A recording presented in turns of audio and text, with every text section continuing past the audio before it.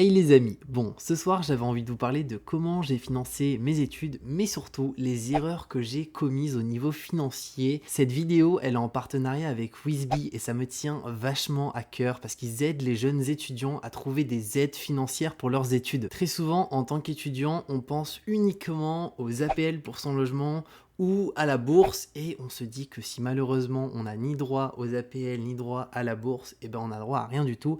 Mais la réalité, c'est que ça se passe pas comme ça et qu'au total, il y a plus de 200 aides auxquelles on peut potentiellement prétendre lorsqu'on est étudiant. Et c'est là que Wizby rentre en jeu à travers leur simulateur. Il suffit tout simplement de répondre aux quelques questions qui nous sont proposées par Wizby, donc ça dure moins de 3 minutes et une fois qu'on a répondu à toutes les questions, eh ben on a directement toutes les aides auxquelles on peut prétendre qui sont affichées. En sachant que sur le site Wizby, il y a entre 100 et 200 aides régionales et nationales qui sont référencées. Donc comme ça, on n'en oublie aucune et c'est un excellent moyen d'économiser sur son budget lorsqu'on est étudiant.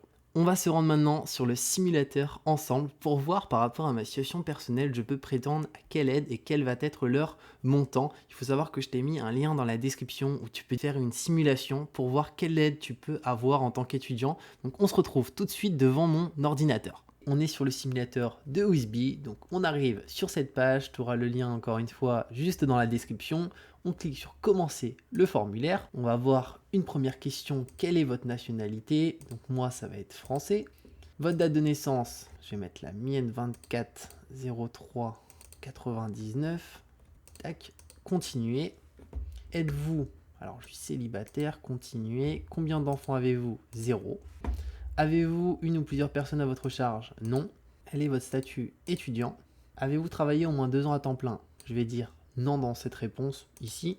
Continuez. Dans quelle ville habitez-vous actuellement? Bordeaux. Voilà. Quelle est la situation familiale de vos parents, tuteurs? Alors, séparés. Tac. Êtes-vous sur la déclaration d'impôt de vos parents et tuteurs? Oui. Êtes-vous propriétaire, locataire, colocataire? Donc locataire. Votre logement est-il conventionné? Donc ça, pour savoir si son logement est conventionné, il suffit tout simplement de regarder sur son bail ou si c'est pas indiqué, de demander directement à son propriétaire. Donc pour mon cas, c'est oui. Habitez-vous dans un logement situé dans une résidence Crous? Non. Quel est votre montant de votre loyer? Donc c'est 430. Êtes-vous en situation de handicap? Non. Dans quelle ville habitent vos parents tuteurs actuellement? Donc Saint-François, Guadeloupe. Continuer. Combien de personnes vivent dans votre logement? Une personne, je suis tout seul. Combien de frères et sœurs sont à la charge de vos parents ou tuteurs? 1. Combien de vos frères et sœurs qui font des études supérieures? 0. À quelle caisse d'allocation êtes-vous rattaché? Donc moi c'est la CAF. Prévoyez-vous de passer le permis de conduire? Je l'ai déjà donc je vais dire non. Êtes-vous imposable? Non plus. Avez-vous obtenu votre baccalauréat? Oui. Quelle est l'année où vous avez obtenu votre baccalauréat? Donc moi, du coup, c'était en 2018. Mais bon, on va dire que je l'ai eu cette année et je veux prétendre à des aides pour cette nouvelle année 2021. 2020. Dans quelle ville avez-vous obtenu votre baccalauréat?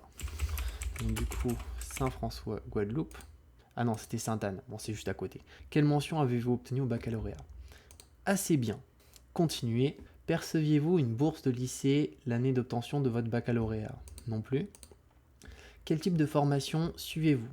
Donc une formation initiale, après si on fait de l'alternance, si on est en apprentissage ou autre, on peut directement spécifier ce qu'on fait. Continuer. Quelle étude suivez-vous actuellement? On va dire, comme ma première année c'était un BTS, je vais reprendre l'exemple du BTS. Êtes-vous étudiant dans le secteur de la santé? Non. Quel est le dernier diplôme que vous avez obtenu? Un baccalauréat du coup. Dans quelle ville se situe l'établissement scolaire dans lequel vous êtes inscrit? Bordeaux. Voilà. Votre établissement scolaire est-il privé, public, hors contrat? Du coup, moi, il est privé dans mon cas. Tac. Suivez-vous une formation dans le domaine sanitaire ou social? Non plus. Êtes-vous reconnu comme sportif de haut niveau? Non plus malheureusement. Êtes-vous en train de souhaiter ou souhaitez-vous passer le BAFA? Non plus.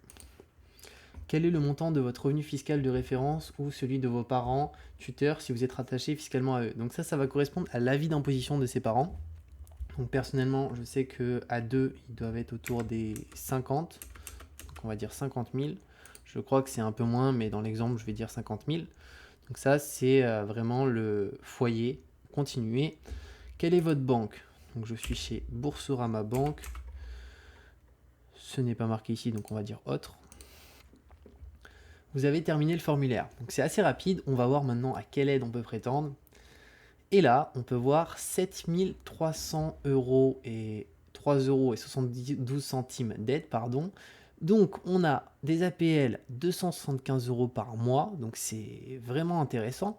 Ça c'est vraiment ce que j'ai eu en plus d'ailleurs. Et au niveau aide régionale aux étudiants de Guadeloupe et de Martinique, je vois que j'aurais pu prétendre à 4000 € par an. Et c'est intéressant parce que cette aide-là, je ne l'ai pas eu, parce que j'étais pas au courant que je pouvais prétendre à cette aide-là. Et j'ai des amis qui, comme moi, étaient en Guadeloupe et sont venus à Bordeaux ou même dans des autres villes en métropole et ont pu y prétendre. Donc c'est là que ça va avoir tout son utilité. Wisby Money, ça va être de pouvoir voir réellement les aides auxquelles on peut prétendre. Donc ça, c'est intéressant. Après, on peut voir que Wisby, il suffit de payer 29,90 pour recevoir cette aide, que ce soit l'APL ou l'aide régionale, ou même les deux. Et par contre, si au pire des cas, on se rend compte au final que cette aide, on ne peut pas y prétendre, il nous rembourse le montant qu'on a payé de 29,90 €. Donc je trouve ça franchement super intéressant et je fais très peu de partenariats sur cette chaîne. Donc si j'en fais un aujourd'hui, c'est vraiment parce que pour le coup, ça nous permet en tant que jeunes étudiants d'économiser de l'argent. Donc je trouve ça quand même super intéressant. On se retrouve tout de suite dans la vidéo. Retournons à nos lapins. Maintenant, je vais te partager un peu comment je me suis débrouillé pour financer ces 3 années d'études et surtout les erreurs que j'ai faites et que j'aimerais que tu ne fasses pas du tout parce que ça va te coûter du temps et aussi de l'argent. Donc on est parti. La première erreur que j'ai faite, c'est tout simplement quand je suis parti de Guadeloupe pour arriver à Bordeaux. Pour mieux m'intégrer au sein de ma classe et dans cette ville, je me suis dit on va sortir un maximum pour rencontrer un maximum de personnes. Et le problème, c'est le suivant, c'est que sortir un maximum pour rencontrer un maximum de personnes, ça coûte de l'argent, mais au-delà de coûter de l'argent, ça peut coûter du temps si on rate ses études. J'ai eu la chance que ma première année s'est très bien passée, je l'ai validée, mais par contre, au niveau argent, ça commençait à être vachement compliqué. Et donc, pour la deuxième année, je me suis dit, ok, on va réduire les sorties. Par contre, il faut trouver un moyen de financer cette deuxième année de BTS. Donc là, il y a plusieurs solutions qui s'offrent à nous et ça va dépendre encore une fois des personnes. Certaines personnes vont vouloir faire un crédit. Moi, j'étais un peu contre le crédit, donc j'ai pas voulu faire un crédit, mais je me suis dit, il va falloir trouver une autre solution. Les parents n'étaient pas forcément là pour financer les études non plus, donc j'ai pensé à autre chose qui était tout simplement un job étudiant. Et j'aimerais en parler parce que c'est une solution à double tranchant qui peut être vraiment top, mais qui peut aussi être une mauvaise solution. Et vu que je sentais que pour moi, c'était pas possible de me focaliser uniquement sur mes études parce que sinon le loyer, je le payais pas tout simplement, et je suis parti dans un grand fast-food qui fait du poulet frit. Je donnerai pas plus d'informations, mais c'est assez simple, hein. Et ils m'ont mis en CDI et j'ai travaillé 6 mois là-bas et je faisais la fermeture du restaurant et j'avais des horaires qui étaient plutôt cool. C'est que je travaillais le vendredi, samedi, dimanche et je faisais la fermeture du restaurant. Je faisais 18h, 1h du matin. Donc sur le papier, c'était vachement cool. Ça m'évitait de sortir le week-end, mais au lieu de sortir entre amis, et ce que je faisais, c'est que j'étais en train de faire du poulet directement et gagner mes quelques euros pour pouvoir financer mes besoins, mon loyer, la nourriture, forfait téléphone, les sorties, etc. Seul point noir de cette expérience, c'est que le fait de travailler le vendredi, le samedi, le dimanche, ça cause 2 soucis. Le premier souci, c'est tout simplement la fatigue. Après, quand on arrive en cours, on est complètement fatigué, on a du mal à se concentrer, on a du mal à travailler.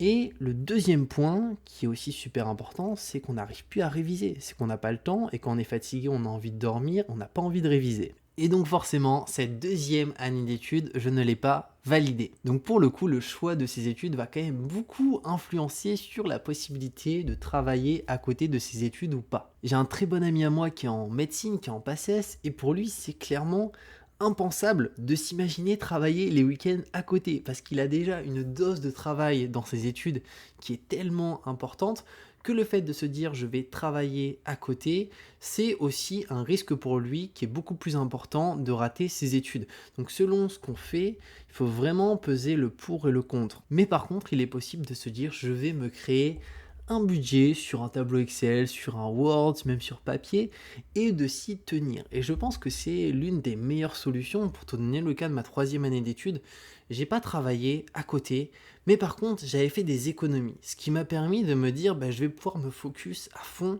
sur ma troisième année sans me dire, je vais devoir retourner chez le poulet frit pour me dire, ok, je vais faire la close à 1 heure du matin et arriver en cours complètement fatigué. Parce que c'est vrai qu'en tant qu'étudiant, c'est pas toujours évident. D'un côté, on a cette fameuse liberté qu'on approche de plus en plus lorsqu'on se lance dans ses études, parce que très souvent, on quitte le logement familial, mais d'un autre côté, on a aussi cette pression sociale qui se développe au niveau de notre environnement, au niveau de nos proches, qui nous font comprendre qu'on n'a pas le droit à l'erreur et que si l'on souhaite faire 1 an, 2 ans, 3 ans, 5 ans d'études, on n'aura pas droit à 1 année de plus, on n'a pas le droit à l'erreur, on n'a pas le droit de rater un partiel et ça peut foutre un sacré coup de pression lorsqu'on se lance dans sa vie d'étudiant. Et en plus de ça, quand on a le financier à gérer en se disant est-ce que je vais devoir travailler à côté, est-ce que je vais pouvoir payer telle ou telle facture, c'est encore moins évident. C'est pour ça que l'une des meilleures solutions, c'est de pouvoir regarder les aides auxquelles on peut prétendre. Donc ça, encore une fois,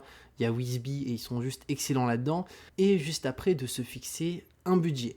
Et si on n'a pas le choix, il va falloir trouver un job étudiant. Donc il y a des jobs qui sont plus ou moins simples, plus ou moins compliqués, mais c'est que très souvent, on se rend compte que les jobs étudiants, c'est des jobs qui sont plutôt difficiles. On va être dans de la restauration rapide, on va être sinon dans la grande distribution. Mais bon, quand on n'a pas le choix, il faut y aller et on le fait parce qu'on n'a pas le choix. Pour te donner mon cas, j'ai fait 2 fast-food, mais j'ai aussi travaillé en tant que coursier à vélo sur la région bordelaise. Je t'avoue que c'est ce que j'ai préféré. Le seul point et gros point négatif, c'est surtout un peu le danger, c'est que tu te rends compte que quand tu es dans une grande ville en tant que coursier, s'il y a une voiture qui te voit pas et qui te tape, au-delà de faire en sorte que tu vas avoir un accident, des séquelles, tu peux dire très souvent au revoir à tes études pendant quelques temps parce que tu es potentiellement à l'hôpital. Donc t'imagines, c'est vraiment quelque chose, je pense, d'ultra compliqué à vivre. Et ça arrive malheureusement à beaucoup d'étudiants, mais ça reste une solution si on fait super attention et si on arrive à faire coursier, imaginons que le midi, en pleine journée, le samedi, même si oui, ça va pas rapporter des mille et des cents, ça mettra toujours un petit peu d'argent dans la poche pour financer ses études. Et pour le coup, si tu es étudiant, j'aimerais bien que tu me partages comment tu finances tes études. Peut-être que c'est à travers un crédit, peut-être que c'est tes parents qui t'aident, au contraire, tu travailles. Et aussi, est-ce que tu penses que travailler à côté de ses études, ça a un énorme impact négatif ou au contraire potentiellement positif pour son CV plus tard? Parce que c'est vrai que de ce côté-là, il y a 2 types de personnes. Il y a des personnes qui vont dire c'est super, ça permet d'accroître son expérience. Et tu as d'autres personnes qui vont dire moi je le conseille surtout pas parce que c'est le meilleur moyen d'échouer ses études. D'ailleurs, j'ai pas parlé du système de l'alternance, mais je trouve que c'est quand même un excellent moyen en France de pouvoir financer ses études plus ou moins facilement, même si ça demande quand même à travailler et au-delà de travailler aussi pour ses cours et réviser à fond, mais c'est un moyen qui est quand même super intéressant. Si la vidéo elle t'a plu, n'hésite pas à lâcher un gros pouce bleu, ça me fera super plaisir. Je t'ai mis dans la description le lien du simulateur de Wizby pour voir les aides étudiantes auxquelles tu peux prétendre. On se retrouve dans 3 jours pour une nouvelle vidéo. Prends soin de toi et ciao!